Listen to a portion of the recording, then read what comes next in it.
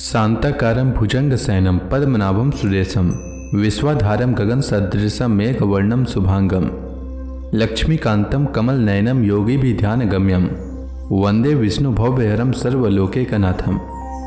मंगलम भगवान विष्णु मंगलम गरुड़ध्वज मंगलम पुंडरीकाक्ष मंगलाय तनोहरि। ओम नमो भगवते वासुदेवाय। आज का दिन आप सभी के लिए मंगलमय हो। आइए सुनते हैं फागुन मास कथा का 23वां अध्याय। श्री मैत्रेय जी कहते हैं, विदुर जी, इस प्रकार भगवान शंकर ने प्रचेताओं को उपदेश दिया। फिर प्रचेताओं ने भगवान शंकर की बड़ी भक्ति भाव से पूजा की। इसके पश्चात वे उन राजकुमारों के सामने ही अंतर्धान हो गए। सब के सब प्रचेता जल में ही खड़े रहकर भगवान रुद्र के बताए हुए स्तोत्र का जप करते हुए 10,000 वर्ष तक तपस्या करते रहे। इन दिनों राजा प्राचीन बरही का चित्त कर्म कांड में बहुत रम गया था। उन्हें अध्यात्म विद्या विशारद परम कृपालु नारद जी ने उपदेश दिया। उन्होंने कहा कि राजन, इन कर्मों के द्वारा तुम अपना कौन सा कल्याण करना चाहते हो? दुख के आत्यंतिक नाश और परमानंद की प्राप्ति का नाम कल्याण है। वह तो कर्मों से नहीं मिलता। राजा ने कहा, महाभाग नारद जी, मेरी बुद्धि कर्म में फंसी हुई है, इसलिए मुझे परम कल्याण का कोई पता नहीं है। आप मुझे विशुद्ध ज्ञान का उपदेश दीजिए, जिससे मैं इस कर्म बंधन से छूट जाऊं। जो पुरुष कपट धर्म में गृहस्थाश्रम में ही रहता हुआ पुत्र, स्त्री और धन को ही परम पुरुषार्थ मानता है, वह अज्ञान व संसारारण्य में ही भटकता रहने के कारण उस परम कल्याण को प्राप्त नहीं कर सकता। श्री नारद जी ने कहा, देखो देखो राजन, तुमने यज्ञ में निर्दयतापूर्वक जिन हजारों पशुओं की बलि दी है, उन्हें आकाश में देखो। ये सब तुम्हारे द्वारा प्राप्त हुई पीड़ाओं को याद करते हुए बदला लेने के लिए तुम्हारी बाट देख रहे हैं। जब तुम मरकर परलोक में जाओगे, तब ये अत्यंत क्रोध में भरकर तुम्हें अपने लोहे के से सिंगों से छेदेंगे। अच्छा, इस विषय में मैं तुम्हें एक प्राचीन उपाख्यान सुनाता हूँ। वह राजा पुरंजन का चरित्र है। उसे तुम मुझसे सावधान होकर सुनो। राजन, पूर्व काल में पुरंजन नाम का एक बड़ा यशस्वी राजा था। उसका अभिज्ञात नामक एक मित्र था। कोई भी उसकी चेष्टाओं को समझ नहीं सकता था। राजा पुरंजन अपने रहने योग्य स्थान की खोज में सारी पृथ्वी में घुमा। फिर भी जब उसे कोई अनुरूप स्थान न मिला, तब वह कुछ उदास सा हो गया। उसे तरह तरह के भोगों की लालसा थी। उन्हें भोगने के लिए उसने संसार में जितने नगर देखे, उनमें से कोई भी उसे ठीक न लगा। एक दिन उसने हिमालय के दक्षिण तटवर्ती शिखरों पर कर्मभूमि भारत खंड में एक 9 द्वारों का नगर देखा। वह सब प्रकार के सुलक्षणों से संपन्न था। सब ओर से बगीचों, अटारियों, खाइयों, झरोखों और राजद्वारों से सुशोभित था, और सोने चांदी और लोहे के शिखरों वाले विशाल भवनों से खचाखच भरा था। उसके महलों की फर्शें नीलम, स्फटिक, वैदूर्य, मोती, पन्ने और लालों की बनी हुई थी। अपनी कांति के कारण वह नागों की राजधानी भोगवती पुरी के समान जान पड़ता था। उस नगर के बाहर दिव्य वृक्ष और लताओं से पूर्ण एक सुंदर बाग था। उसके बीच में एक सरोवर सुशोभित था।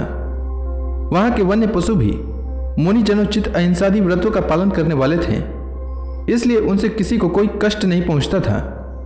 राजा पुरंजन ने उस अद्भुत वन में घूमते घूमते एक सुंदरी को आते देखा, जो अकस्मात उधर चली आई थी। उसके साथ 10 सेवक थे, जिनमें से प्रत्येक 100 नायिकाओं का पति था। एक 5 फन वाला सांप उसका द्वारपाल था। वही उसकी सब ओर से रक्षा करता था। वह सुंदरी भोली भाली किशोरी थी और विवाह के लिए श्रेष्ठ पुरुष की खोज में थी। उसका रंग सांवला था। वह पीले रंग की साड़ी और सोने की करधनी पहने साक्षात कोई देवी सी जान पड़ती थी। राजा पुरंजन ने उस देवी से मधुर वाणी में कहा, कमल लोचने, मुझे बताओ तुम कौन हो, किसकी कन्या हो? साध्वी, इस समय आ कहाँ से रही हो? तुम्हारे साथ इन 11वें महान सूर्यवीर से संचालित ये 10 सेवक कौन हैं, और ये सहेलियां तथा तुम्हारे आगे आगे चलने वाला यह सर्प कौन है?